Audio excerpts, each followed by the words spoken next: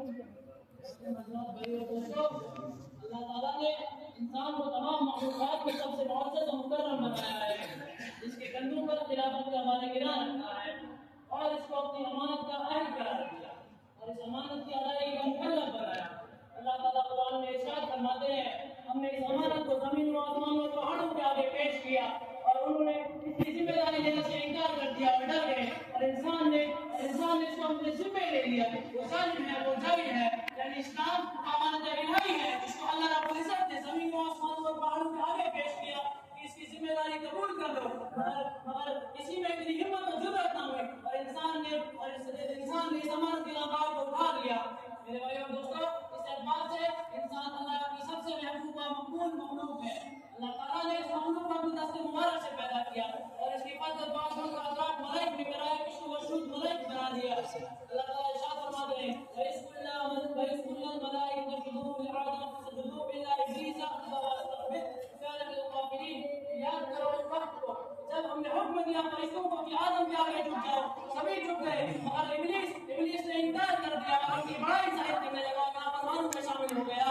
اللہ کے نزدیک انسان کتنی محبوب چیز ہے کہ ذات کریمی نے اپنے اس پاک بندے کی سعادت و ہدایت کے لیے، اس کی عظمت و شفقت کے لیے اپنا پسندیدہ دین اسلام منتخب فرمایا اور اس کو اپنی امانت کا عائل قرار دیا اور اس امانت کی ادائیگی کی ذمہ داری اس کے حوالے کر دی۔ کیونکہ ابلیس نے انسان کو سجدہ کرنے سے انکار کر دیا تھا تو اللہ تعالیٰ کے نزدیک محروم و مردود قرار پایا۔ اللہ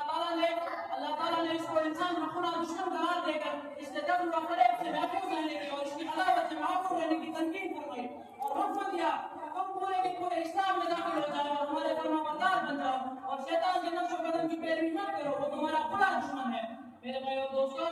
اسلام و دین ہدایت ہے جو انسان کو انسان بناتا ہے، انسان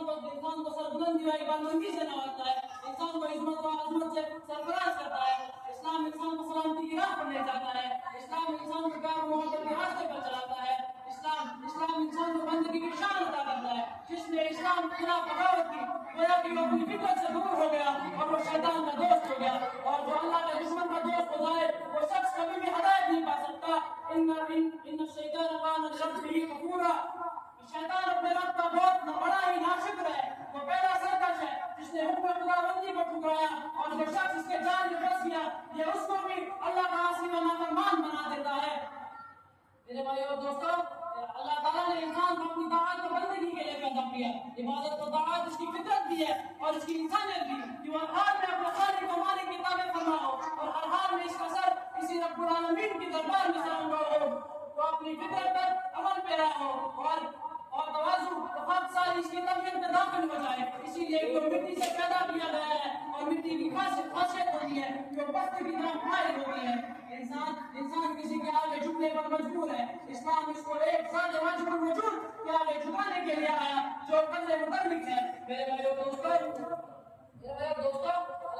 جو شخص اپنے آپ کو اللہ تعالیٰ کے حوالے کر دیتا ہے وہ اللہ کا محبوب بن جاتا ہے، پھر اس کے لیے تمام نعمت و برکت کے دروازے کھول دیے جاتے ہیں، نصرت و فتح کے دروازے کھول دیے جاتے ہیں، دنیا کی تمام آسائشیں اس کو نصیب ہو جاتی ہیں، اور سب سے بڑھ کر یہ ہوتا ہے کہ اللہ تعالیٰ اس کو اپنا بنا کر دنیا کی تمام دوسری مخلوقات کو اس کے تابع کر دیتا ہے۔